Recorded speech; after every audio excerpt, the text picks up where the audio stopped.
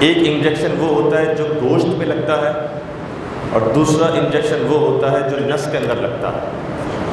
ایک گوشت کے اندر انجیکشن لگتا ہے اور ایک نس کے اندر انجیکشن لگتا ہے، اس کی دو قسمیں ہیں۔ تو ہر وہ انجیکشن جو گوشت کے اندر لگے، ہر وہ انجیکشن جو گوشت کے اندر لگے، آج کل کے دور کے علماء کرام نے اس کی اجازت دی ہے کہ وہ لگایا جا سکتا ہے روزے کی حالت میں۔ جو انجیکشن گوشت کے اندر لگتا ہے، جیسے انسولین ہوتی ہے وہ انجیکشن ہے، اور انسولین گوشت کے اندر لگتی ہے، جو شوگر کے مریض ہوتے ہیں وہ لگاتے ہیں، تو چونکہ وہ گوشت کے اندر لگتی ہے تو اس کی علماء کرام نے اجازت دی ہے۔ دوسرا وہ انجیکشن کہ جو خون کے اندر لگتا ہے، جو خون کے اندر انجیکشن لگتا ہے، جو یہاں پر جس کو کہتے ہیں کہ نس ڈھونڈ کر لگایا جاتا ہے، یا بعض اوقات یہاں پر نس ڈھونڈ کر لگایا جاتا ہے، تو جو خون کے اندر انجیکشن لگتا ہے اس کے بارے میں آج کل کے علماء کرام کا اختلاف ہے۔ بعض کہتے ہیں کہ اس سے روزہ نہیں ٹوٹتا، اور بعض کہتے ہیں اس سے روزہ ٹوٹ جاتا ہے، کیونکہ خون ہے اور خون کا تعلق پورے جسم سے ہے، پورے جسم میں خون روا رہتا ہے، اس وجہ سے بعض نے فرمایا کہ انجیکشن خون میں جو لگا جائے اس سے روزہ ٹوٹ جاتا ہے۔ جو علماء یہ کہتے ہیں کہ انجیکشن سے روزہ جو خون کے اندر لگے اس سے بھی روزہ نہیں ٹوٹتا، ان میں بھی پھر دو طبقات ہیں۔ وہ لوگ ڈرپ اور انجیکشن کو ایک ہی تصور کرتے ہیں، کیونکہ بیسیکلی جو ڈرپ ہے اور انجیکشن ہے جو خون میں لگے وہ دونوں ایک ہی ہیں۔ فرق صرف اتنا ہے کہ انجیکشن چھوٹا ہوتا ہے، اور جو ڈرپ ہوتی ہے وہ بھی آپ کی نس میں ہی لگتی ہے، اس کے اندر صرف جو مٹیریل آپ کے جسم میں جاتا ہے وہ زیادہ ہوتا ہے، وہ ڈرپ کی صورت میں تھیلی کے اندر ہوتا ہے، باٹل پہ ہوتا ہے، اور جو یہاں آپ کی نس میں لگتی ہے وہ تو انجیکشن ہی ہوتا ہے۔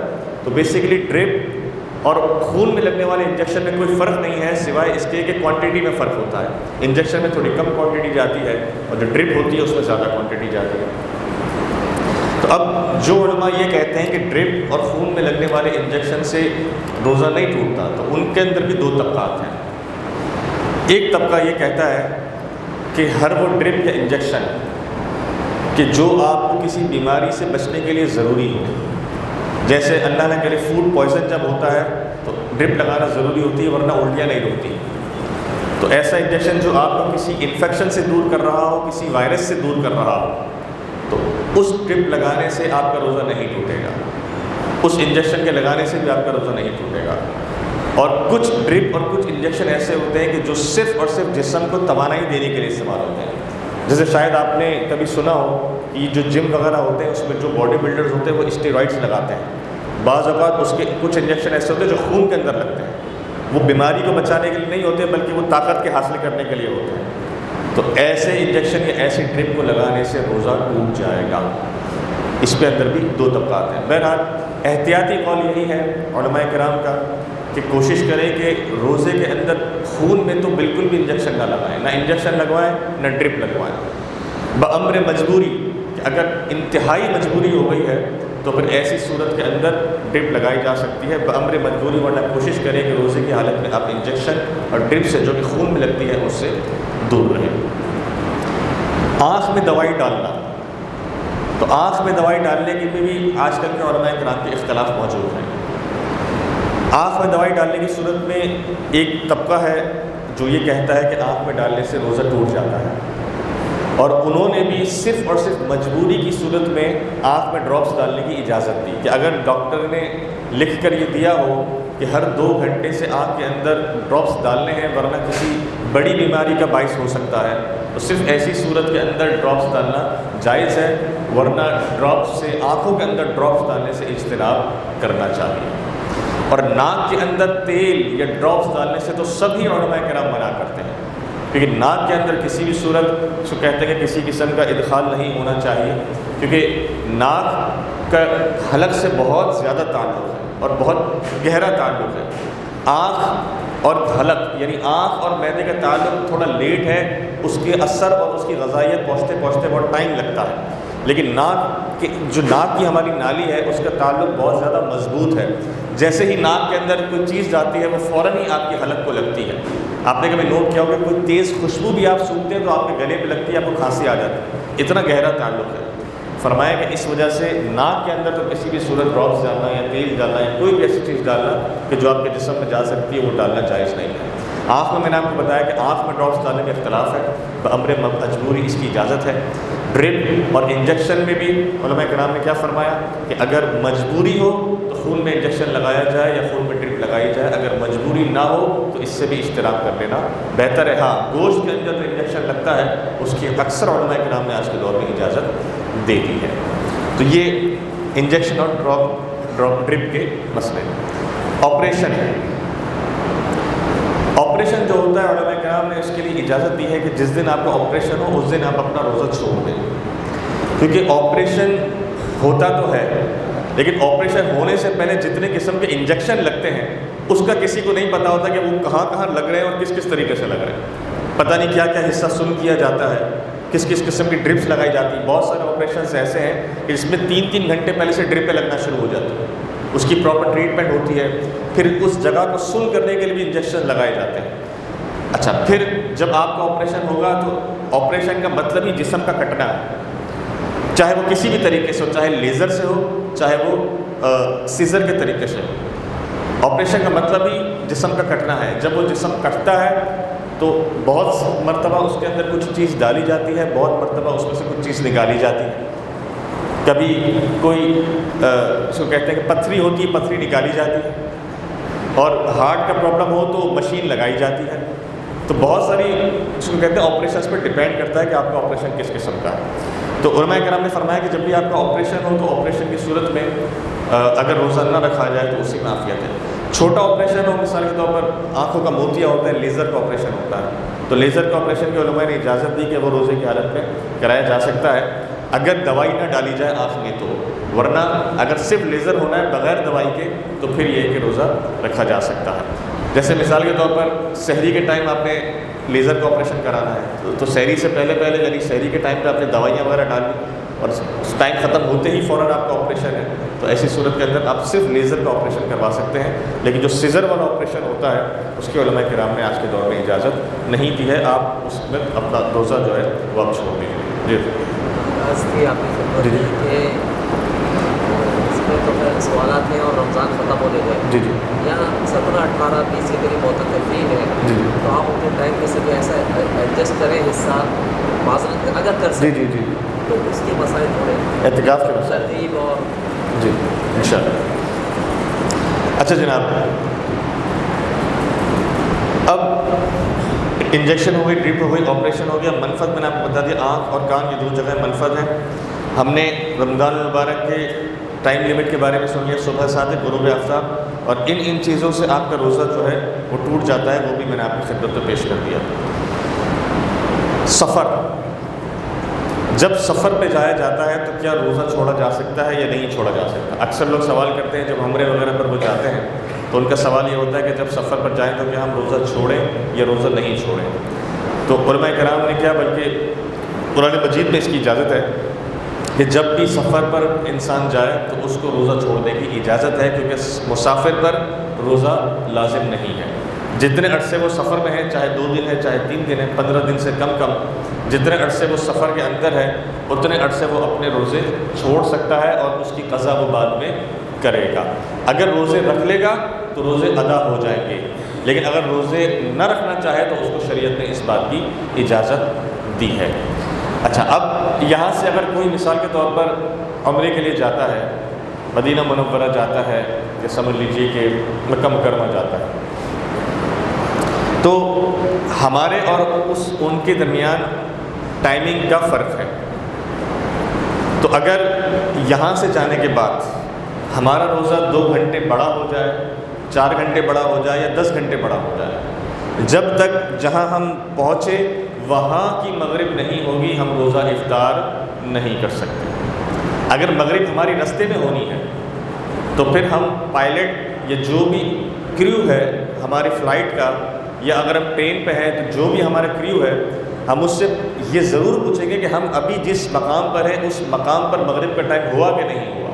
تو جس مقام سے آپ گزر رہے ہیں اگر اس مقام پر مغرب کا ٹائم ہو گیا تو پھر آپ روزہ افطار کر سکتے ہیں، ورنہ احتیاطی مسئلہ یہی ہے کہ جہاں آپ جا رہے ہیں وہاں پر پہنچنے کے بعد اگر وہاں مغرب کا ٹائم نہیں ہوا تو آپ کا روزہ بھلے سے 10 گھنٹے لمبا ہو جائے آپ افطار نہیں کر سکتے، اور اگر مغرب کا ٹائم وہاں پہنچ کر ہو گیا تو پھر آپ اپنا روزہ افطار کر سکتے ہیں۔ اسی طرح سے واپسی آنے کی صورت میں آپ کا روزہ 2 گھنٹے چھوٹا ہو جائے، 4 گھنٹے چھوٹا ہو جائے یا 10 گھنٹے چھوٹا ہو جائے، جب آپ یہاں سے چلیں تو آپ روزہ رکھ کر چلے جائیں. مثال کے طور پر آپ کی فلائٹ تھی مکہ مکرمہ سے مدینہ منورہ سے صبح 7 بجے کی، آپ نے 6 بجے روزہ بند کر لیا، 7 بجے آپ وہاں سے اڑے، اور کسی بھی ریزن کی وجہ سے جب آپ یہاں پہنچے تو یہاں عصر ہو رہی تھی 3 گھنٹے بعد ہی، یا آپ کسی ایسی کنٹری میں پہنچے جہاں پر عصر ہو رہی تھی 3 گھنٹے بعد، اور 2 گھنٹے بعد آپ کا روزہ کھل گیا، 5 گھنٹے ٹوٹل آپ کا روزہ ہوا، تو ایسی صورت کے اندر آپ جس جگہ پر جا رہے ہیں اس جگہ کی مغرب کا اعتبار ہوگا. وہاں جیسے ہی مغرب ہو گئی، چاہے 4 گھنٹے کا روزہ ہو، چاہے 14 گھنٹے کا روزہ ہو، چاہے 23 گھنٹے کا روزہ ہو، آپ کو وہاں کے حساب سے ہی اپنے روزے کو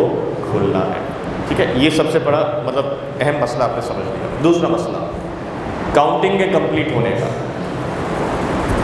آپ اگر مکہ مکرمہ یا مدینہ منورہ جا رہے ہیں تو آپ یہاں سے سفر کریں گے. اب آپ نے مثال کے طور پر سمجھانے کے لیے صرف ایک سینیریو بتا رہا ہوں کہ ہمارا رمضان مکہ مکرمہ رمضان شروع ہوا 1 مارچ کو، میں صرف مثال دے رہا ہوں سمجھانے کے لیے، اور پاکستان میں رمضان شروع ہوا 2 مارچ کو.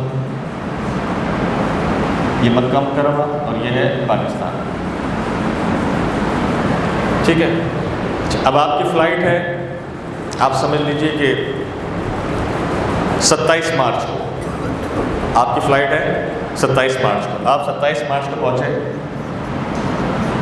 مدینہ منورہ یا مکہ مکرمہ جدہ کے تھرو. اب جب آپ 27 مارچ کو مکہ پہنچے، آپ نے روزے شروع کیے تھے پاکستان کے حساب سے. جب آپ وہاں پہنچے تو وہاں پر 27 روزے کمپلیٹ ہو چکے تھے یا 27 روزہ چل رہا تھا، لیکن آپ تو پاکستان کے حساب سے روزے رکھ رہے ہیں تو آپ کا ابھی 26واں روزہ تھا. ایسے ہی کیونکہ آپ نے تو 2 تاریخ کو شروع کیا تھا.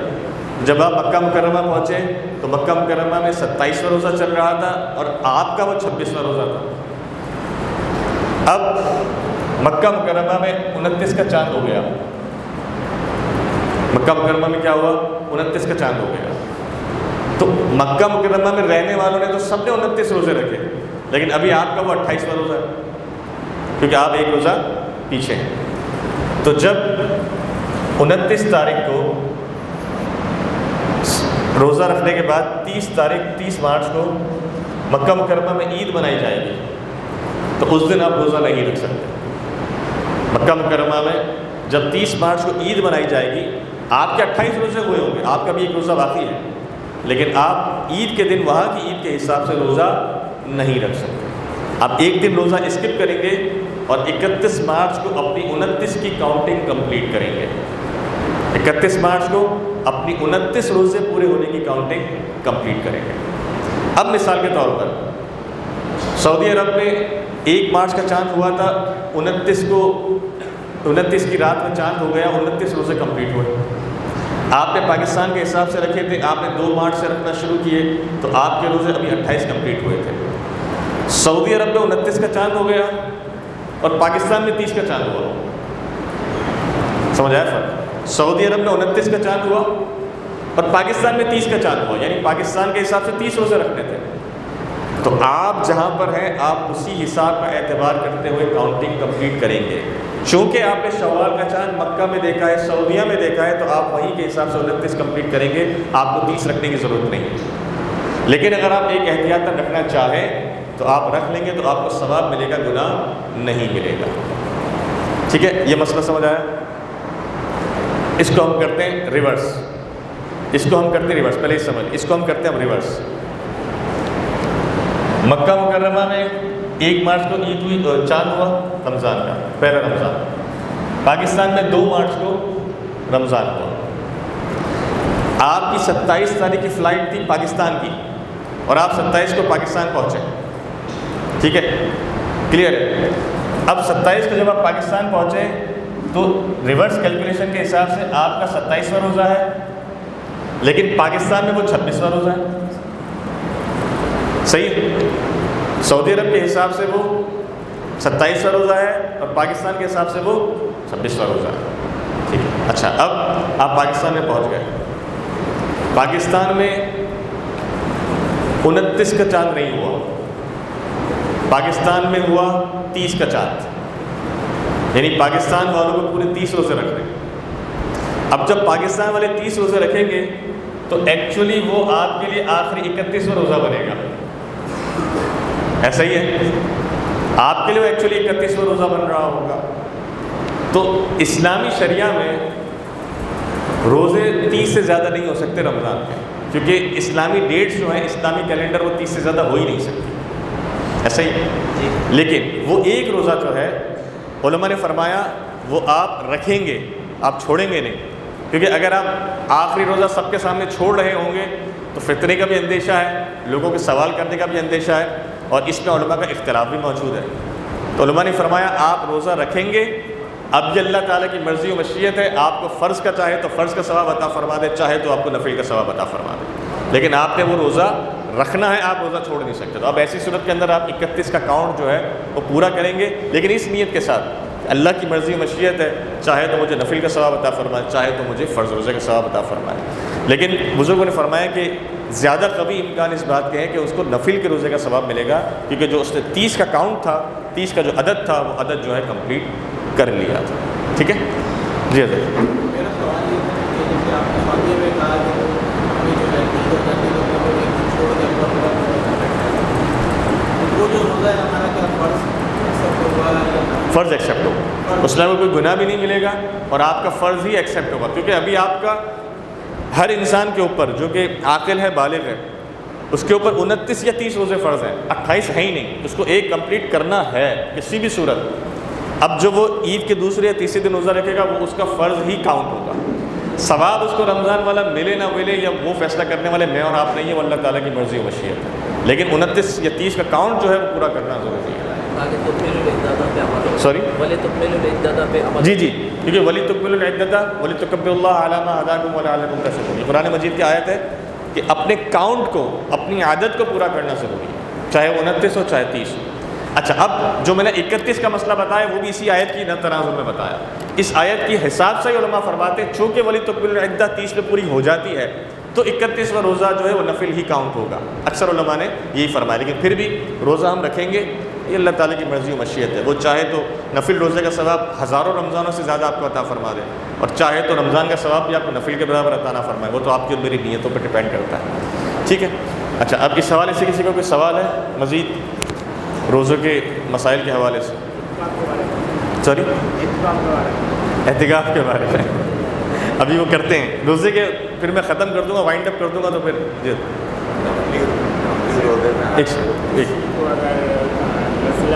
نزلہ ہے یا بلغم نکل، اگر وہ نماز کی حالت میں وہ نہیں کر سکتے، جیسے گلے میں کوئی چیز کام کی ہے اس کو ایسے بیٹھے روک سکتے ہیں، نماز کی حالت میں یہ روک سکتے. بلغم سے روزہ نہیں ٹوٹتا، سب سے پہلے مسئلہ رہا تھا. بلغم سے روزہ نہیں ٹوٹتا. نزلہ جو گلے میں کرتا ہے اس سے بھی روزہ نہیں ٹوٹتا، نماز کی حالت میں ہو چاہے بغیر نماز کی حالت میں، اس سے روزے کا کوئی تعلق نہیں.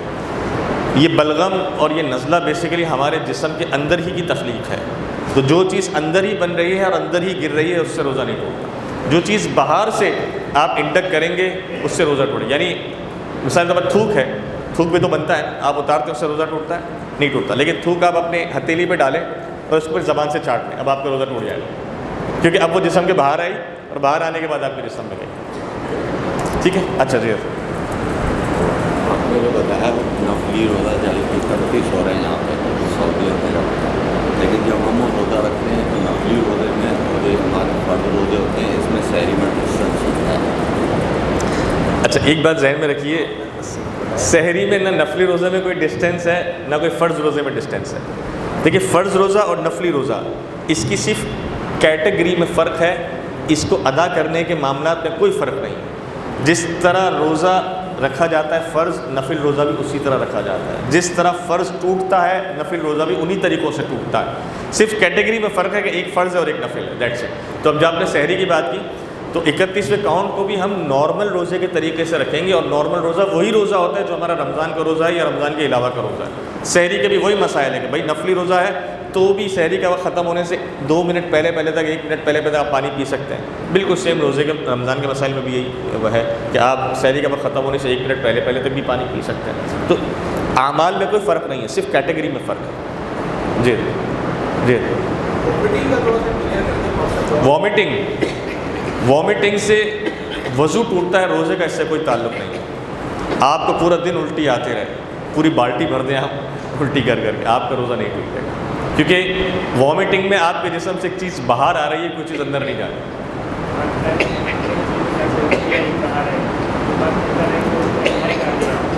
देखिए उल्टी अगर आपके गले तक आई और गले के अंदर आते ही आपने वापस ले ली, तब तक तो ठीक है। मुंह से बाहर निकलते ही आपका वज़ू जाएगा, लेकिन अगर मुंह से बाहर निकलने के बाद वापस आपने अंदर ले ली तो फिर आपका रोज़ा भी चला जाएगा। सवाल सिर्फ यही है कि जो हमारा जो कहते हैं हलक है ना, हलक, वो बाउंड्री है रोज़े के टूटने या ना टूटने की।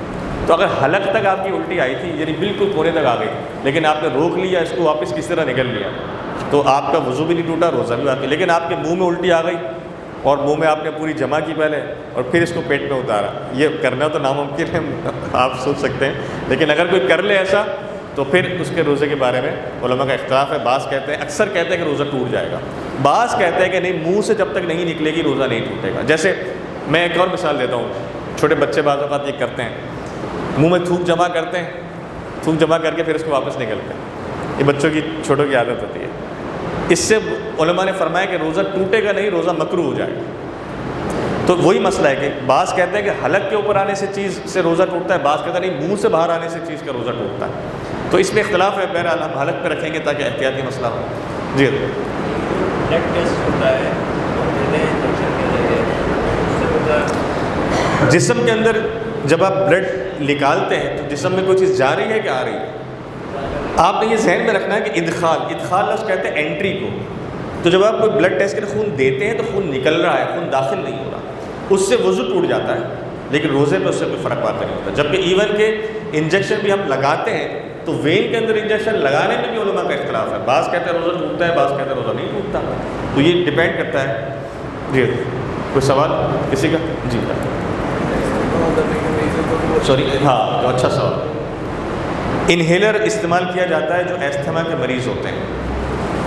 आजकल के उलमा किराम ने इसकी इजाज़त दी है, क्योंकि एस्थमा ऐसा मर्ज़ है कि जब सांस चढ़ती है ना, तो फिर जब तक वो इन्हेलर न लिया जाए तो उसको कहते हैं कि तशफ़ी नहीं मिलती। दूसरा, वो जो इन्हेलर है उसके बारे में बुज़ुर्गों ने फरमाया कि वो मैदे तक जाता ही नहीं है, वो सिर्फ सीने में जाके डिज़ोल्व हो जाता है, उसका ताल्लुक़ मैदे तक होता ही नहीं है। और बहरहाल वो होता भी ज़्यादातर इसको कहते हैं कि गैस फॉर्म में होता है, बहुत थोड़ा लिक्विड होता है, बाकी गैस होता है। तो इसलिए उलमा, आजकल के उलमा किराम ने जो एस्थमा में इन्हेलर लिया जाता है, मजबूरी की सूरत में उसको लेने की इजाज़त दी है। अच्छा, इसके अलावा खून की ड्रिप लगाना, एक होता है नॉर्मल ड्रिप लगाना और एक होता है खून की ड्रिप लगाना। तो खून की ड्रिप लगाने में अक्सर उलमा किराम का इत्तिफाक यही है कि खून की ड्रिप लगाने से रोज़ा टूट जाता है। एक होती नॉर्मल ड्रिप लगाना, जो फूड पॉइजन वगैरह होता है, फ्लैजिल की ड्रिप लगती है और 2-3 इसके ख़ास किस्म की दवाइयाँ उसकी ड्रिप लगती है, वो सिर्फ आपकी उल्टियों को रोकने के लिए या आपकी बीमारी को कंट्रोल करने के लिए होती है। तो उसकी तो उलमा किराम ने इजाज़त दी मजबूरी की हालत में। लेकिन जो खून की ड्रिप लगाई जाती है, उस खून की ड्रिप लगाने का उलमा किराम ने रोज़े की हालत में मना फरमाया है, उससे रोज़ा टूट जाता है। और किसी भी सवाल? सॉरी, किसमें? जो इसमें फूड पॉइजन वगैरह में लगती है ना। देखिए वही बात, इसमें उलमा का इख्तिलाफ है। मैंने शुरू में ये बताया कि कोशिश की जाए कि ना लगाएं, लेकिन ऐसी मजबूरी है कि अगर आप वो नहीं लगाएंगे तो आपकी बीमारी ठीक नहीं है। देखें, किसी को मिसाल के तौर पर उसने सहरी की, और हमारे माशाल्लाह कराची वाले बाहर सहरी करने का शौक़ इतना है, जो मिल जाए जैसा मिल जाए वो सहरी में खाना है। अब मैदा है इंसान का, इस मैदे की एक लिमिट है, बाज़ औक़ात नहीं बर्दाश्त कर पाता तो फूड पॉइजन हो जाता है, बीमारी हो जाती है, मोशंस हो जाते हैं, उल्टियाँ होना शुरू हो जाती हैं। अब वो सहरी के बाद शुरू हुई, फजर के बाद शुरू हुई, अब आप क्या करेंगे? अब आपके पास या तो रोज़ा तोड़ने का ऑप्शन या फिर ड्रिप लगाने का ऑप्शन। तो ड्रिप लगाने का ऑप्शन ऐसी सूरत में जब आपको लगे कि अगर मैं ड्रिप नहीं लगाऊंगा तो मेरी उल्टियाँ बंद नहीं होंगी और मेरे लिए किसी मज़ीद तकलीफ़ का बायस हो सकता है, तो फिर आप ऐसी सूरत में ड्रिप भी लगा लें और इंजेक्शन जो विटामिन डी का लगता है वो भी लगा लें, ताकि आपको रोज़ा ना जाए, क्योंकि रोज़ा फ़र्ज़ है और ये रोज़ा जो आपको फिर कभी ज़िंदगी में नहीं मिल सकता। इसलिए फरमाया कि ऐसी सूरत में रोज़े को बचाया जाए। लेकिन ऐसे ही इसको कहते हैं कि बगैर किसी रीज़न के, यानी इतनी ज़्यादा अर्जेंट, जैसे डॉक्टर है ना, बाज़ बात कहते हैं आप जाएंगे डॉक्टर के पास एमरजेंसी में, بعض وقت کہیں گے کہ یہ لے آئیں، آپ کہیں گے یار اگر ڈرپ سے میں بچ جاؤں تو پھر چلو ٹھیک ہے، پھر آپ انجیکشن لگا کے دیکھ لیں، اگر انجیکشن سے 2 گھنٹے میں افاقہ نہیں آئے تو پھر ڈرپ لگانی پڑے گی۔ تو اب آپ یہ 2 گھنٹے کا آپشن یوز کریں گے کہ میں پہلے صرف انجیکشن لگا کے چیک کر لوں کہ شاید ہو سکتا ہے انجیکشن سے ٹھیک ہو جاؤں، اگر نہیں ہوئے تو پھر 2 گھنٹے بعد آپ ڈرپ کا آپشن استعمال کر سکتے ہیں۔ انجیکشن کہہ رہے ہیں وٹامن ڈی والا، یہ دوائی نہیں ہے، یہ تو توانائی ہے۔ ایکچولی ہوتا کیا ہے کہ جب ڈرپس لگتی ہے نا فلائجل کی اور دوسری قسم کی، یہ وائٹامن ڈی کے جو اس کے اندر انجیکشن ڈالے جاتے ہیں یہ اس کمی کو دور کرنے کے لیے جسم میں ڈالے جاتے ہیں جس کمی کی وجہ سے آپ کے اس انفیکشن نے آپ کو ہٹ کیا ہے۔ تو وہ اس لیے ڈالا جاتا ہے تاکہ وہ جو اس کا ایک چیز کا بیلنس آؤٹ ہوا ہے نا، ایک چیز کی کمی ہوئی ہے تو وہ بیلنس کمپلیٹ ہو جائے اور آپ کا جو جسم ہے وہ اپنی نارمل روٹین پر آ جائے۔ تو بیسیکلی اس کا لگانے کا یہی مقصد ہوتا ہے، صرف یعنی ایسی صورت کے اندر جب ڈرپ لگتی ہے تو جو وائٹامن ڈی کا انجیکشن لگتا ہے وہ دوائی کے طور پر لگایا جا رہا ہوتا ہے، نہ کہ طاقت دینے کے طور پر۔ وہ طاقت دی ہی اس لیے جاتی ہے تاکہ اس کے جو امیون سسٹم ہے وہ بہتر ہوتا ہے، تو یہ اس لیے لگائی جاتی ہے۔ آپ کو جو کھڑے ہو گئے پوچھو۔ اچھا صحیح ہے، تو لگا سکتے ہیں آپ، بالکل لگا سکتے ہیں، ٹھیک ہے جی لگوا لیجیے۔ ہاتھ میں لگاتے ہیں نا، کہاں لگاتے ہیں؟ یہاں لگاتے ہو، بس صحیح ہے، صحیح، اوکے لگا سکتے ہیں، کوئی مسئلہ نہیں جی۔ دیکھو کسی ایسے علاقے سے گزر رہے ہوتے ہیں جہاں پر ہمارا روزہ افطار ہو جاتا ہے لیکن ہمارے پاس چیز نہیں ہوتی جب روزہ افطار کرتے ہیں، اب جیسا نہیں ہوتا کہ ہمارا کچھ نہ ہو، تو اس صورت میں اگر لیٹ ہو جائے اس میں شرعی طور پر کوئی گناہ یا کوئی حرج والی بات نہیں ہے۔ اگر جان بوجھ کے کیا جا رہا ہو تو گناہ ہے، مجبوری کی صورت میں اگر لیٹ ہو رہا ہے، بھائی ایک شخص ہے کہ 6:40 پہ کھل رہا ہے آج کل روزہ، ایسے ہی 6:42 میں ایک شخص ہے 6:30 پہ وہ سو گیا، اس کو کوئی اٹھانے والا نہیں تھا، گھر پہ اکیلا تھا اور ایسا سویا کہ وہ بس سویا اور 8:30 7:30 بجے اٹھا۔ اب وہ کیا کرے گا، وہ تو سویا پڑا تھا، اس کی مجبوری تھی، تو وہ 7:30 بجے اٹھ کے روزہ افطار کر لے گا، اس کا روزہ ہو جائے گا، مجبوری تھی، ٹھیک ہے۔ اچھا ایک شخص ہے سامنے کھجور موجود ہے، پکوڑے موجود ہو، سموسے موجود ہو، بریانی بھی موجود ہو، وہ پھر بھی نہ کھائے، کہے میں نہیں میں لیٹ کھاؤں گا۔ ایک اتنا بڑا تو نہیں ہے، ایک چھوٹا طبقہ ہے نا جو 12 منٹ لیٹ کر کے کرتا ہے، اس کی مرضی ہے وہ کرتا ہے، وہ کرے، ہم تو الحمدللہ جیسے ہی اذان ہوتی تو روزہ افطار کر لیتے ہیں، ٹھیک ہے۔ تو اب جان بوجھ کے اگر لیٹ کرے گا تو گناہ ملے گا، ورنہ گناہ نہیں ملے گا۔ آج کل بہت زیادہ سوچا گیا ہے، بلکہ ہو رہا ہے، علماء دین فرماتے ہیں کہ پہلے آپ روزہ کھولیں، اس کے بعد پھر دعا کریں، جو مطلب روزے کی نیت ہوتی ہے، تو اس میں کیا عمل کرتے ہیں؟ دیکھیں یہ جو روزے کا کھولنے کا وقت ہے نا، افطار کا وقت، یہ مکمل جو ہے جس کو کہتے ہیں نا کہ برکتوں والا رحمتوں والا وقت ہے۔ بزرگوں نے فرمایا کہ جب آپ کا روزہ کا ٹائم ہو جائے نا، روزہ کھلنے کا ٹائم، چاہے اذان ہو یا نہ ہو، بعض جگہوں پہ ہو سکتا ہے اذان 5 منٹ لیٹ ہوتی ہو، 10 منٹ لیٹ ہوتی ہو، فار اینی ریزن آپ کے پاس اگر کوئی اوتھینٹک بک موجود ہے یا اپلیکیشن موجود ہے جس میں روزے کا ٹائم آ رہا ہے کہ اسی ٹائم پہ روزہ کھل رہا ہے، لوکیشن بھی صحیح لگی ہوئی ہے اس میں، تو اب جیسے دعوت اسلامی کی جو پریئر ٹائمز کی ایپ ہے وہ بڑی بہترین ایپ ہے، وہ لوکیشن کے حساب سے آپ کو ٹائم بتاتی ہے، تو اگر آپ نے اس میں لوکیشن بھی صحیح ڈالی اور آپ کو ٹائم آ رہا ہے کہ بھائی آپ کا روزہ کھلنے کا ٹائم ہو گیا ہے، تو علماء نے فرمایا بہتر یہ کہ جیسے ہی ٹائم ہو جائے آپ روزہ افطار کر لیں۔ دعا کا ٹائم وہ روزہ کھلنے کے 5 منٹ سے پہلے سے لے کر روزہ افطار کرنے کے اگلے 10 منٹ تک وہ رحمت و برکتوں کا وقت تو مسلسل رہے گا، تو آپ کی جس کو کہتے ہیں کہ دعائیں تو قبول ہوتی رہیں گی، لیکن روزہ جو فوراً کھولنے کا حکم ہے وہ اس لیے کہ حضور علیہ الصلوۃ والسلام کی حدیث مبارکہ ہے، حضور علیہ الصلوۃ والسلام نے ارشاد فرمایا کہ روزہ کھولنے میں جلدی کرو۔ اس حدیث کو جس کو کہتے ہیں اس حدیث پر عمل کرنے کی نیت سے علماء کرام فرماتے ہیں کہ آپ کا جب ٹائم ہو جائے آپ ایک کھجور کھا لیں، اس کے بعد آپ کو جو دعا کرنے کا۔ ویسے بزرگوں نے فرمایا کہ جب آپ روزہ کھولیں تو ہمارے یہاں تو جیسے ہی اذان شروع ہوتی ہے تو ہم اذان ہو رہی ہوتی ہے اور ہم کھا پی رہے ہوتے ہیں، جبکہ شرعی طریقہ بہتر طریقہ یہ ہے کہ جب آپ اذان شروع ہو آپ نے ایک کھجور کھائی، روزہ کھول لیا، بس اب آپ اذان کو سن رہے ہیں، اذان کا جواب دے رہے ہیں، جب اذان ختم ہو تو اس کے بعد آپ مزید کھانا پینا شروع کریں، تو یہ صحیح طریقہ ہے۔ تو بالکل یہی جب اذان ہو رہی ہے آپ خاموشی سے اذان سماعت کریں، اور اذان کے دوران اگر دل میں آپ دعائیں دہرا رہے ہیں تو دل میں دہرانے کی اجازت ہے، زبان سے نہیں دہرا سکتے لیکن دل میں آپ دہرا سکتے ہیں، تو آپ دل میں دعا کریں، کوئی حرج نہیں ہے۔ ان کا جو کوشچن ہے نا، حالت کا ترجمہ فرمایا ہے، افطر تو ماضی کا صیغہ ہے، جی جی، اور میں دعا کر رہا ہوں، جی جی، اللہم انی لک صمت یہ والی دعا بقیامت سے والے، متعلق، جی یہ والی دعا سے جی جی بالکل صحیح ہے۔ ویسے بیسیکلی یہ تو ایک دعا بھی ہے، اللہم انی لک صمت بقیامت والے کا توکلت و علیک افطرت، یہ افطار کرنے کے بعد کی دعا ہے ایکچولی کہ آپ پہلے یہ کھجور کھا لیں، اس کے بعد دعا پڑھیں. میرا بیسیکلی سوال یہ تھا کہ روزہ ہم نے پہلے کھولنا ہے اور اس کے بعد جو دعا ہوتی ہے وہ بعد میں کرنی ہے، کیونکہ اب علماء دین یہ فرماتے ہیں کہ آپ جیسے ہی ٹائم ہو جائے فوراً روزہ کھولیں، پھر اس کے بعد آپ جو بھی نیت ہوتی ہے روزے کی کریں. اب دیکھیں اختلافات کرتے ہیں دونوں صورتوں میں، میں اب آپ کو جینین بات، دونوں صورتوں میں کوئی حرج نہیں ہے. افطر تو ماضی کا صیغہ ہے، آپ پہلے بھی پڑھ لیں گے تو آپ کا کوئی گناہ نہیں ہو جائے گا، کوئی حرام کاری نہیں کر دی، اللہ معاف کرے. آپ پہلے پڑھ لیں اس کے بعد روزہ کھول لیں، پہلے روزہ کھول لیں اس کے بعد پڑھ لیں. اس دعا کو پڑھنے میں کتنے سیکنڈ لگیں گے؟ 4 سیکنڈ، 5 سیکنڈ، 6 سیکنڈ لگ جائیں گے، اس سے زیادہ کیا ہوگا؟ اب 6 سیکنڈ کے لیے میں آپ سے لڑائی کروں، آپ مجھ سے لڑائی کریں تو اس کا کوئی ریزن نہیں ہے. مطلب یہ کوئی ایک عجیب سی بے عقل والی بات ہے. پہلے دعا پڑھ لیں پھر روزہ کھول لیں، ایک دعائی تو پڑھنی ہے، پہلے روزہ کھول لیں پھر دعا پڑھ لیں. اب اس کے لیے علماء کرام آپس میں اگر ڈیبیٹ کر رہے ہیں تو وہ ان کی مرضی ہے.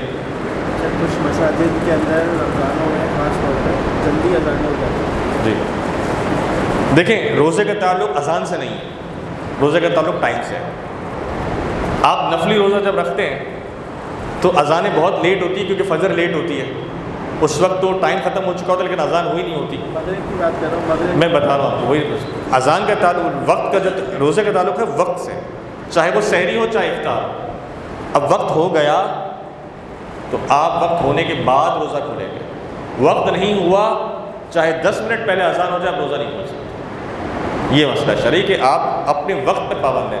قرآن مجید میں اللہ تعالیٰ نے جو حکم فرمایا نا کہ کتب علیکم الصیام کما کتب علی الذین من قبلکم لعلکم تتقون ایاما معدودات فمن کان منکم مریضا او علی سفر.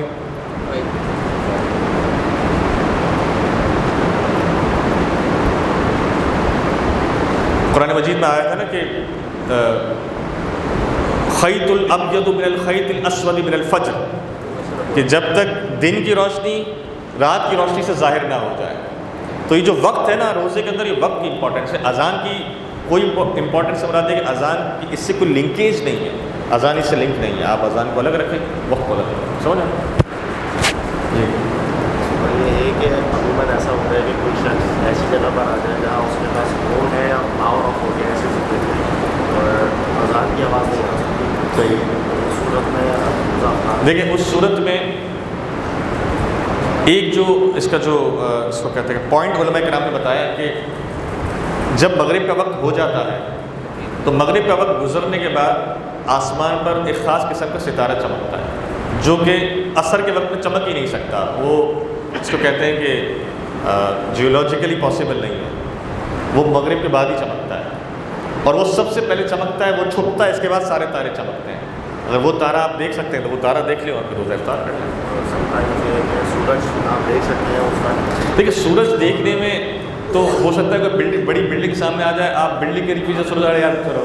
سمندر میں رہتے اگر ساحل سمندر پر آپ روزہ افطار کرنے گئے، پہلے تو سبحان اللہ بولے، سبحان اللہ، ساحل سمندر پر روزہ افطار ہو گیا.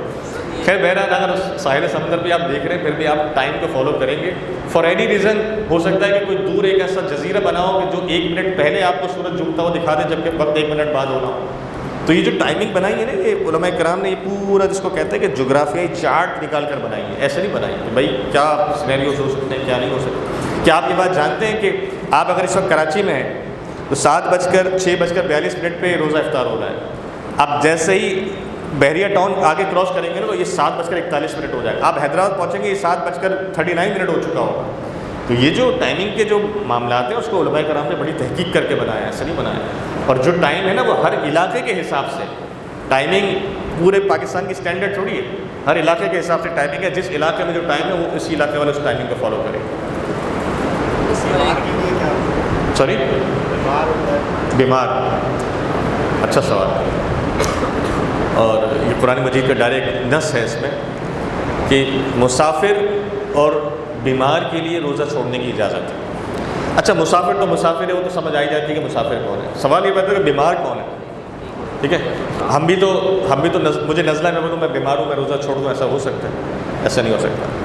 وہ بیماری جس کے لیے وہ طبیب جو شرعی مسائل کو جانتا ہو، شرعی احکامات کی پابندی بھی کرتا ہو، وہ طبیب اگر آپ سے یہ کہہ دے کہ اس کنڈیشن میں آپ کے لیے روزہ رکھنا مضر صحت ہے، آپ کی صحت کو نقصان دے سکتا ہے، آپ کے لیے شاید جان لیوا بھی ثابت ہو، تو پھر اس ڈاکٹر کے کال پر، اس طبیب کے کال پر آپ روزے کو چھوڑ سکتے ہیں، ورنہ آپ روزہ نہیں چھوڑ سکتے. ہمارے جو پرانے بزرگ ہیں ماشاءاللہ اکثر دیکھا گیا ہے کہ وہ تو لڑتے ہیں کہ نہیں میں ان کا آپریشن ہوتا ہے وہ بھی کہتے ہیں نہیں میں روزہ نہیں چھوڑوں گا. ماشاءاللہ ان کی عادت اتنی پختہ ہے. تو اللہ تعالیٰ ہمیں بھی وہ جذبہ عطا فرمائے. لیکن طبیب جو واقعی طبیب ہو, شرعی مسائل جانتا ہو, شرعی احکامات کی پابندی کرتا ہو, اس کے کہنے پر روزے کو اوپر چھوڑا جا سکتا ہے, اس کو بعد میں کمپلیٹ کیا جائے گا. اس میں ایک کوشچن بن رہا ہے کہ اللہ تعالیٰ نے مطلب فدیے کے احکام تو اپنی جگہ ہیں, اگر ہم مقصد طبی جب ہم کہہ رہے ہیں اور میں اپنی عظیمت پہ اڑا ہوا ہوں تو بلا تولیکو والی جو آیات ہے مطلب کہنا, کیا یہ ہمیں ثواب ملے گا یا خود کسی کے ذمہ میں آئے گا؟ دیکھیے دونوں کنڈیشنز ہیں. جو عزیمت کی وجہ سے روزہ نہیں چھوڑتا اور قدرتی اس کی طبیعت خراب نہیں ہوتی تو اس کا تو روزہ کا ثواب مل جائے گا. لیکن جب وہ روزہ رکھے گا اور اس کی طبیعت بگڑتی چلی جائے, اس سے حکم ہے, اب لازم ہے کہ وہ فوراً روزہ توڑ کے کھائے پیے اور اپنے آپ کا صحت کا پہلے خیال رکھے, اپنی جان کو پہلے بچائے. لیٹ سپوز کسی نے روزہ رکھ لیا اور 2 گھنٹے بعد اس کی حالت بالکل غیر ہو گئی, وہ بے ہوش ہونے لگ گیا اور ڈاکٹر نے کہا کہ اس کو ایڈمٹ کرنا پڑ جائے گا, اس کی حالت بہت خراب ہے, تو اس کا روزہ فوراً توڑ کر اس کو ڈرپیں بھی لگائی جائیں گی, ساری ٹریٹمنٹ کی جائے گی, کیونکہ جان بچانا انسان کے اوپر پہلا فرض ہے. ہاں اب یہ مسئلہ ضرور ہے کہ ایسی صورت کے اندر اس کو کوشش کرنی چاہیے تھی کہ وہ روزہ نہ رکھے. لیکن دیکھیں روزے سے مسلمانوں کو محبت اتنی ہے کہ انسان روزے کے بارے میں سوچتا ہے کہ میں روزہ کسی صورت نہ چھوڑوں. محبت ہے نا انسان, اچھی بات ہے. اللہ ہمیں تمام احکامات سے اسی طرح محبت عطا فرمائے, نماز سے بھی ایسی محبت عطا فرمائے کہ ہم نماز بھی نہ چھوڑیں. لیکن روزے سے محبت ہوتی ہے تو انسان عزیمت کی راہ اختیار کرتا ہے کہ نہیں میں اپنا روزہ نہیں چھوڑوں گا. اسٹل اس کو اختیار ضرور ہے, چاہے تو رکھے چاہے تو نہ رکھے. لگتا ہے کہ جان کو تکلیف ہوگی تو چھوڑ سکتا ہے, اس کو گناہ نہیں ملے گا.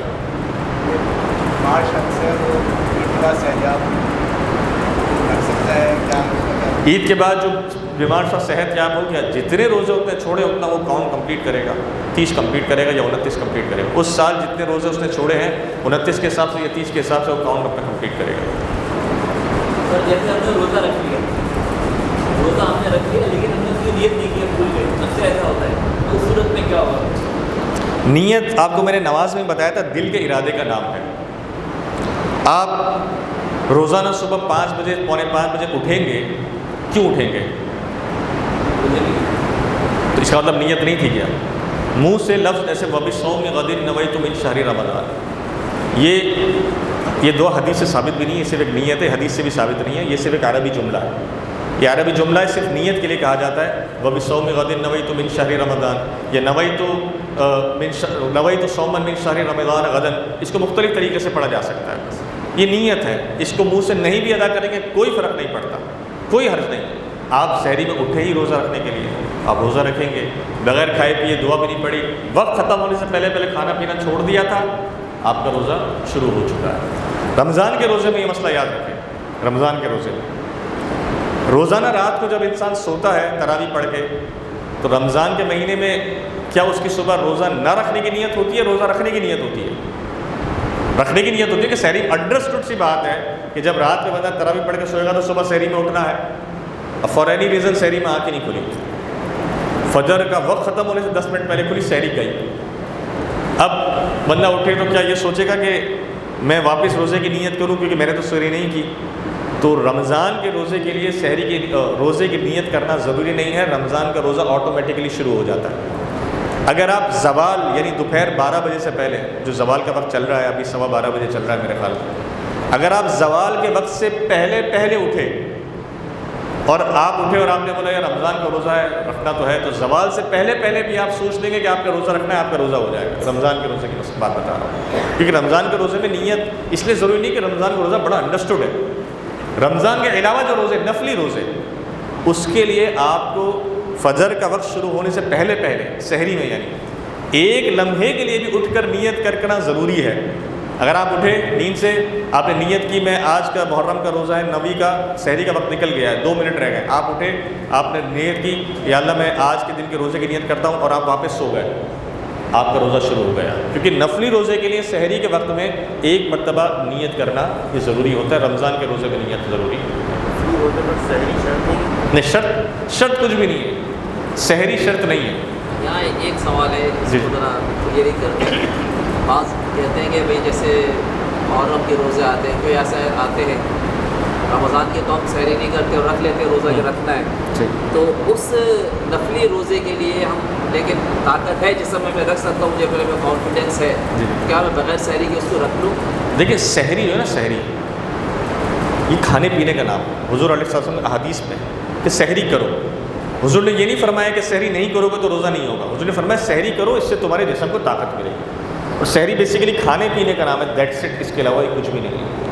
تو آپ جس طرح نارمل کھاتے پیتے ہیں اسی طرح آپ تھوڑا جلدی اٹھ کر سحری کر لیتے ہیں۔ بھائی گاؤں گوٹھوں میں کیا ہوتا ہے، فجر کے فوراً بعد ناشتہ ہو جاتا ہے نا، ایسے ہی نا صبح 7 بجے۔ اب کیا فرق پڑ رہا ہے کہ آپ 7 بجے کی جگہ 5 بجے اٹھ کر ناشتہ کر رہے ہیں، بس دیٹس اٹ، اس میں کیا فرق ہے اس میں اور اس میں؟ اگر آپ صبح کا ناشتہ نہ کریں تو آپ یہ کہیں گے کہ میں صبح کا ناشتہ نہیں کیا تو میں دوپہر کا کھانا بھی نہیں کھاؤں گا، یا میری نماز نہیں ہوگی ظہر کی کیونکہ میں نے صبح کا ناشتہ نہیں کیا۔ اس کا اس سے رمضان کے روزے کا، نفلی روزے کا سحری سے کوئی تعلق، افطار سے بھی کوئی تعلق نہیں۔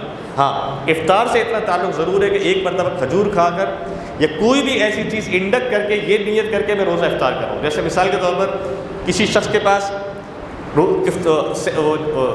کھجور نہیں ہے، کھانے کے لیے کچھ بھی نہیں ہے اور افطار کا وقت ہو گیا، اس کے پاس انجیکشن ہے، وہ روزہ کھولنے کی نیت سے انجیکشن لگا لے، اس کا روزہ افطار ہو جائے گا، کیونکہ اب کھانے کے لیے کچھ بھی نہیں ہے۔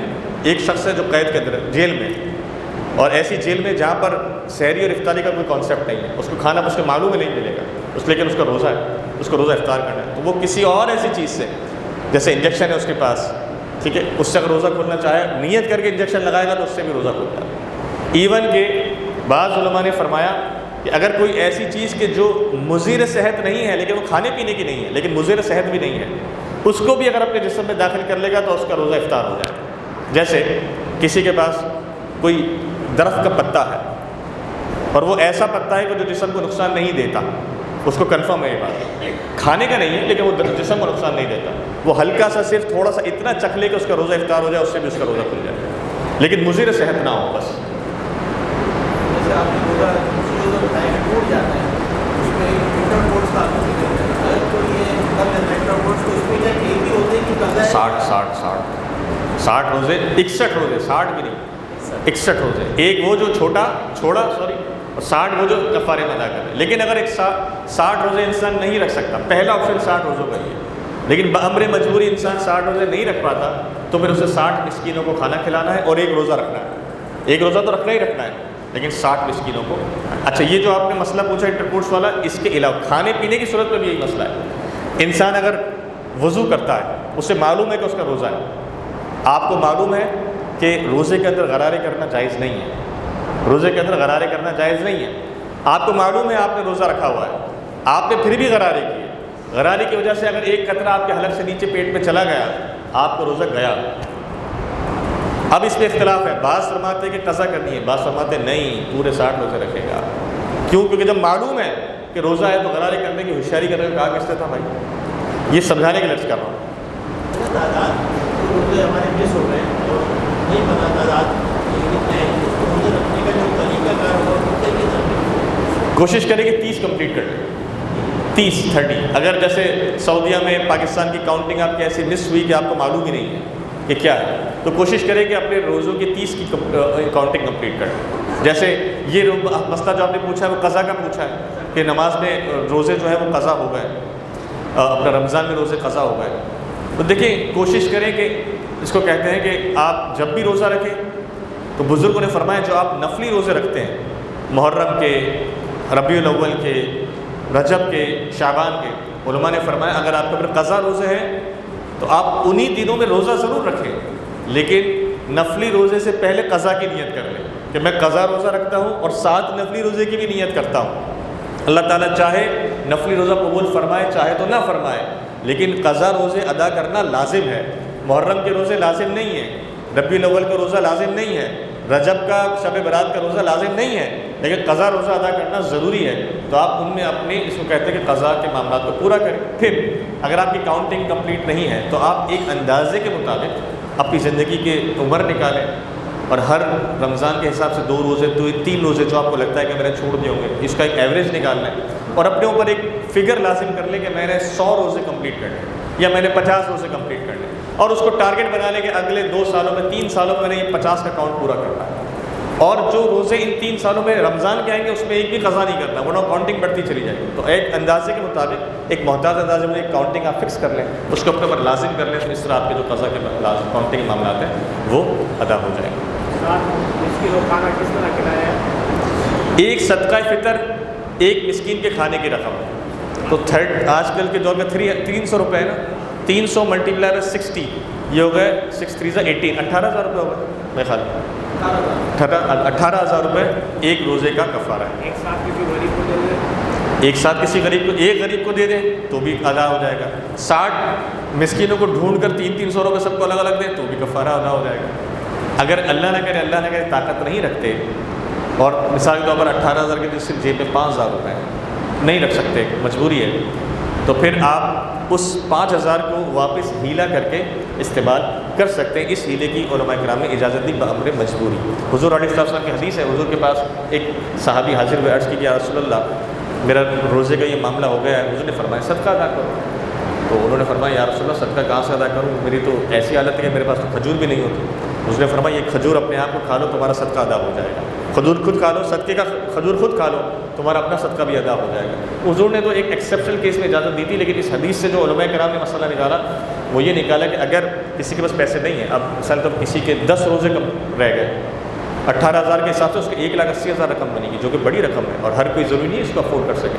اس کے پاس 20,000 ہے، 30,000 ہے، 50,000 ہے، تو وہ کسی بھی تنظیم کو جو سنی اہل سنت کی تنظیم اس کو پیش کرے اور ان سے یہ کہتے کہ یہ میرے 10 روزوں کا کفارہ ہے، آپ برائے کرم اس کو ہیلا کر کے ری یوز کریں اور ری یوز کرتے میرا جو یہ 10 روزوں کا ہیلا ہے اس کو کمپلیٹ کرتے، تو وہ آپ کے بہاف پر یہ کام کر دیتے ہیں.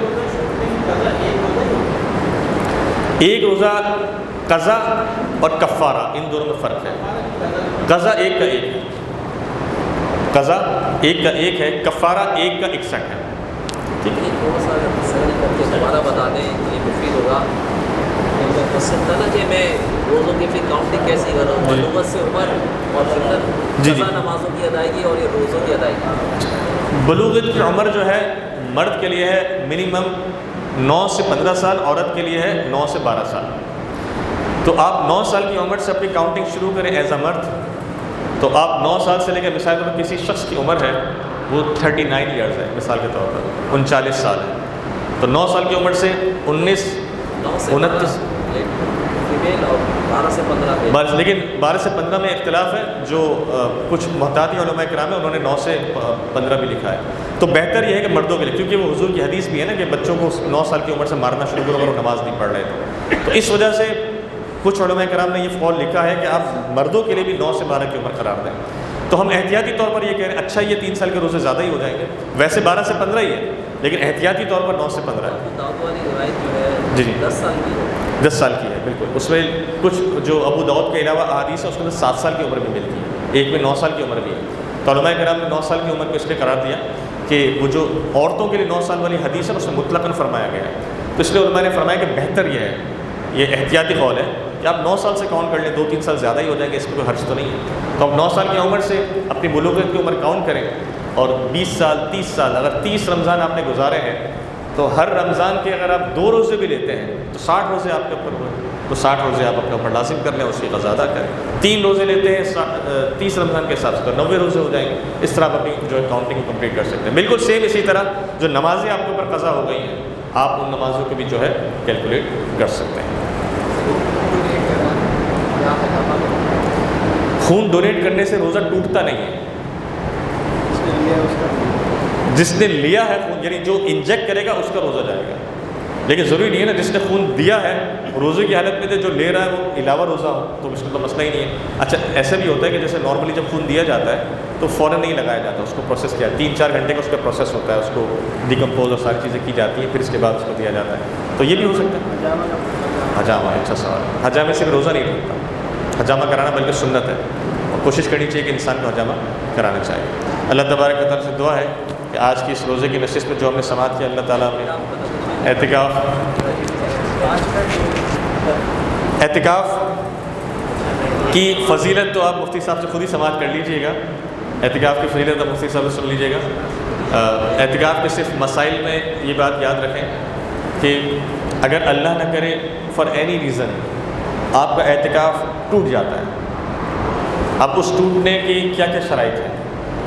اگر آپ نے بغیر کسی مجبوری کے فنائے مسجد سے باہر قدم رکھا تو آپ کا روزہ اسی وقت ساقط ہو جائے گا، تو آپ کا اعتکاف اسی وقت ساقط ہو جائے گا۔ فنائے مسجد میں بھی اگر آپ نے بغیر کسی شرعی مجبوری کے زیادہ ٹائم گزارا جس کو آپ جسٹیفائی نہ کر سکیں، تو ایسی صورت میں بعض نے فرمایا کہ فنائے مسجد میں بھی روزہ ٹوٹ جاتا ہے، فنائے مسجد میں بھی اعتکاف ٹوٹ جاتا ہے۔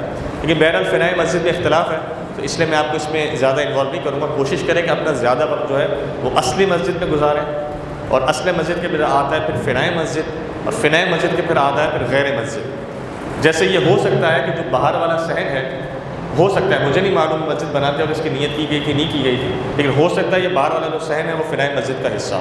بہت ساری مساجد میں ایسا ہوتا ہے کہ چونکہ جنازہ ادا کرنا ہوتا ہے اور جنازہ اصلی مسجد میں ادا نہیں ہوتا، تو وہ جو باہر والا صحن ہوتا ہے اس کو فنائے مسجد کی نیت کر لیتے ہیں تاکہ اس میں جنازہ رکھ کے اس میں نماز جنازہ ادا کی جا سکے۔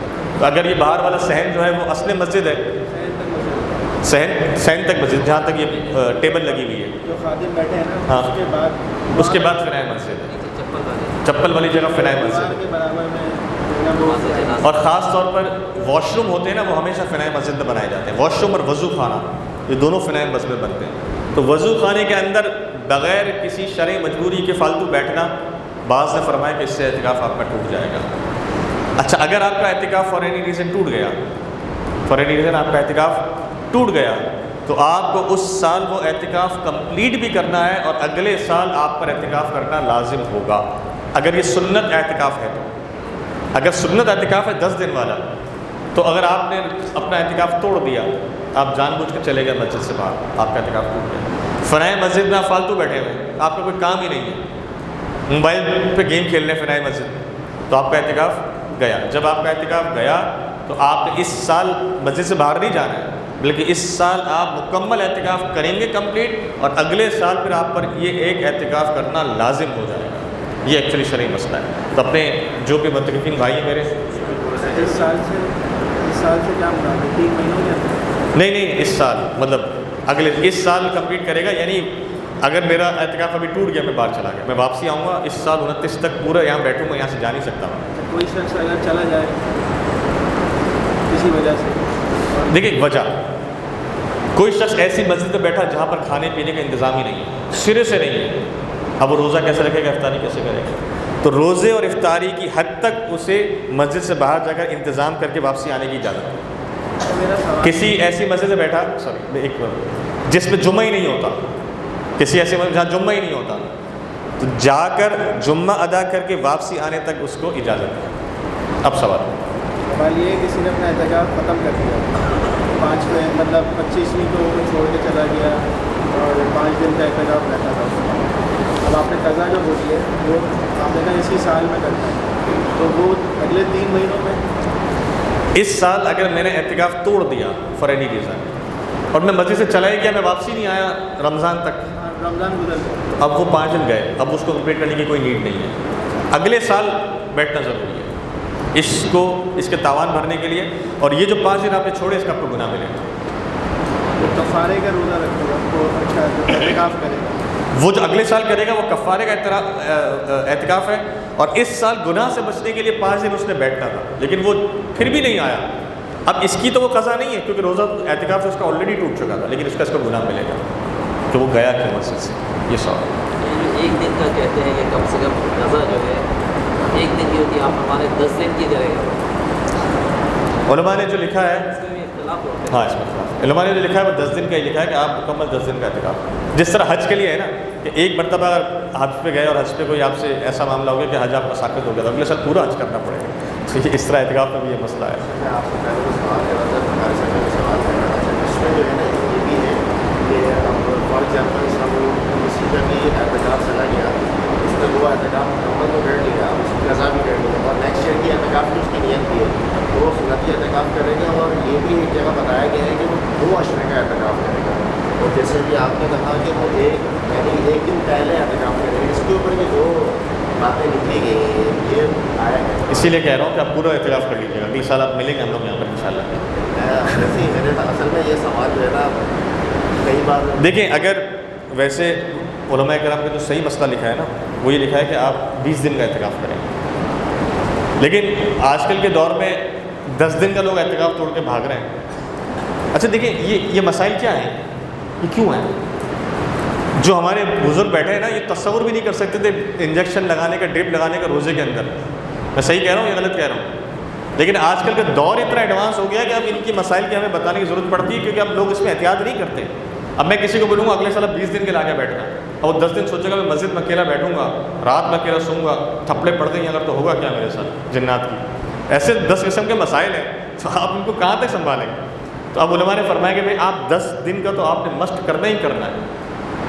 یہ مسئلہ ہے. اب یہ ہے, اس پہ گفتگو چل رہی ہے, کافی عرصے سے بحث ہے, لیکن اب کیا کریں, کس کو کتنا سمجھائیں. اب بولیں گے آپ میں کہوں گا 30 دن کے لیے 20 دن کے لیے بیٹھ جائیں, بیٹھ سکیں. آپ ہی سب سے پہلے مکر جائیں کہ میں کہاں سے بیٹھوں 20 دن کے, مسئلہ ہے نا, کیا کریں. اب میں آپ کو بولوں اب کیا کروں, اب میں آپ کو پھر آخری آپشن یہ دوں گا بھائی ٹھیک ہے 10 دن کے لیے تو بیٹھ جاؤ, آپ کی مہربانی.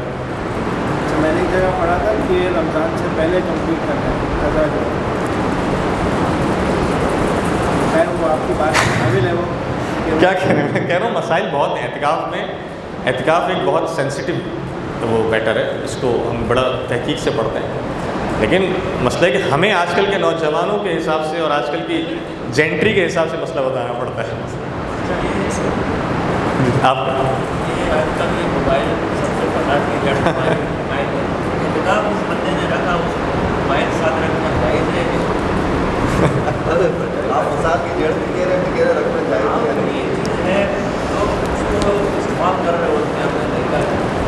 آپ ایک کام کریں, اپنے گھر پہ جائیں, اس سے 1 گھنٹہ اس سے موبائل لے کے دکھائیں. آپ یہ ایسا چیخے گا, ایسا ضدی ہو جائے گا, آپ بولیں گے بھائی اس کو موبائل دے دو میری جان چھوڑے. تو یہ اللہ معاف کریے, موبائل اب ہماری زندگیوں کا ایسا لازمی جز ہو چکا ہے, اس سے بچنا ناممکن ہے. ہاں کچھ مساجد ابھی بھی ایسی ہیں جہاں پر موبائل رکھ کر اعتکاف میں بٹھایا جاتا ہے, ہم جانتے ہیں ایسی مساجد. کچھ ہمارے انڈر میں بھی ایسی مساجد ہیں, میں اب آپ کو اپنا پریکٹیکل بتا رہا ہوں. ہمارے انڈر میں کچھ ایسی مساجد ہیں کہ جن میں ہم بغیر موبائل کا اعتکاف کراتے ہیں. کچھ مساجد ایسی ہیں کہ جن میں موبائل کے ساتھ اعتکاف ہے.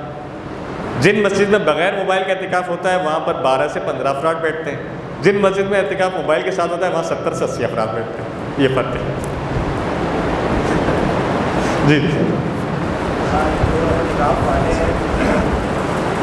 سر میں نے کہا سیٹنگ میں نا وہ لاؤڈ اسپیکر پہ ناطے پڑھتے ہیں, اور کبھی کبھی وہ امام صاحب کی جگہ ہے نا جگہ بھی جگہ کہتے ہیں مقصد ہے محراب میں جانے سے اعتکاف ٹوٹے گا نہیں ٹوٹا. پلس 1 منٹ یہ جو لگی ہے دیکھ رہے ہیں آپ, یہ لائن لگی ہوئی ہے بلیک والی, تو اتنی بھی سختی بولے ہوئے اس لائن سے اگر تم کراس کر گئے نا ادھر صف میں, تو یہ مسجد سے باہر ہو گئے. اس کی طرح وضاحت.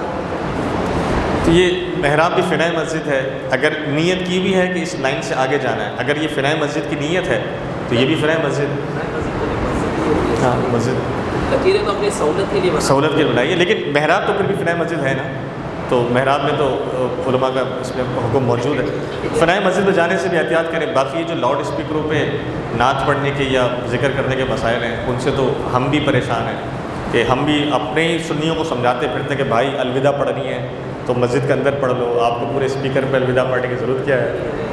جی جی جی جی نہیں, یہ مسئلہ نہیں ہے. مسئلہ یہ ہے کہ یہ جو معتکفین ہیں یہ ماشاءاللہ اتنے جوش و جذبے میں ہوتے ہیں کہ لاؤڈ اسپیکر کھولتے ہیں اور پورے علاقے کو اپنی نعتیں سناتے ہیں. تو اچھی بات ہے, لیکن اس کی کوئی لمٹ ہونی چاہیے. جیسے اس کی لمٹ یہ ہونی چاہیے کہ ہم جب 90s کی یا 2000 کی میں بات کروں, جب ہم بھی اعتکاف کیا کرتے تھے تو ہم نے ایک لمٹ رکھی تھی کہ سحری سے صرف 10 منٹ پہلے مائک کھول کے ہم الوداع پڑھیں, بس اس سے پہلے نہیں, کیونکہ اس وقت عموماً سب جاگ رہے ہوتے ہیں.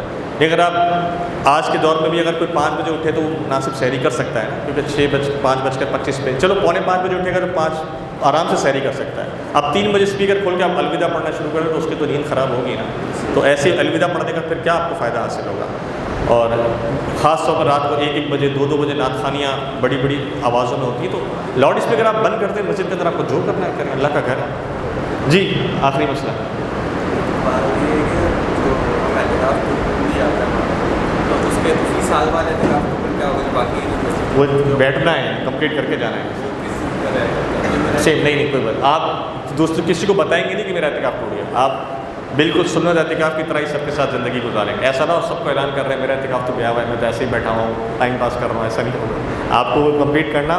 جیسے مثال کے طور پر کوئی اگر روزے میں ہے اور اللہ نے اگر فار اینی ریزن اس کا روزہ ٹوٹ گیا تو یہ حکم نہیں ہے روزہ ٹوٹ گیا تو وہ کھائے پیے. حکم یہ کہ روزہ افطار تک پورا کمپلیٹ کرے گا, اس کے بعد کھائے گا پیے گا. جیسے کلی کرتے ہوئے ہلکا سا حلق میں پانی چلا گیا تو روزہ چلا گیا. اب ایسا نہیں کہ کھائے پیے, وہ روزہ کمپلیٹ کرے گا, افطار کے بعد کھائے گا. اسی طرح اعتکاف اگر کسی کا ٹوٹ گیا تو اپنا اعتکاف کمپلیٹ کرے گا, اگلے سال اس کی قضا کرے گا. بالکل دیکھیں, اگر وہ مسجد میں نفلی اعتکاف کی نیت کر لے گا تو ثواب تو نفلی اعتکاف کا ملے گا. نفلی اعتکاف اب سنت ٹوٹا ہے اعتکاف, نفلی تو باقی ہے نا. نفلی اعتکاف پہ بیٹھے گھر پہ جب چلا جائے گا ہو سکتا ہے اس کی جماعت سے نمازیں چلی جائیں. یہاں پر جب ہوگا تو جماعت سے کم از کم نمازیں تو پڑھے گا, اس کا ثواب تو اس کو ملے گا. صحیح جی جی. کوئی اتنا ضعیف ہو جاتا ہے, اب 2 فرض ہیں, ایک نماز اور ایک روزہ, یہ کس کو اختیار کرے گا؟ نماز کو پہلے اختیار کرے گا. روزے کو چھوڑ دے گا, روزے کو چھوڑ سکتا ہے, نماز کو پہلے اختیار کرے گا. اگر اللہ نہ کرے اس کو 2 میں سے ایک کی چوائس ملے, اللہ نہ کرے 2 میں سے ایک کی چوائس ملے کہ یا نمازیں پڑھ لے یا روزہ رکھ لے, تو نماز کو فوقیت دے, روزے کو سیکنڈری رکھے. اللہ تعالیٰ ہمیں روزے کے مسائل کو سمجھنے کی توفیق عطا فرمائے. وصلی اللہ تعالیٰ علی رسول خیر خلقہ محمد وعلی آلہ واصحابہ اجمعین برحمتک یا ارحم الراحمین.